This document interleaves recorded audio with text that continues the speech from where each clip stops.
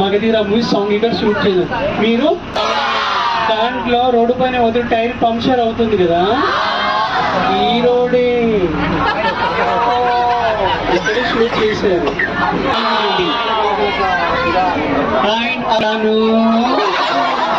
అందుకని చంద్రముఖి బయటికి వచ్చి జాడు. Red colour building Fatehpur Sikri కా బులంద్ దర్వాజా. చూడండి, RR movie fighting scene, RR movie song.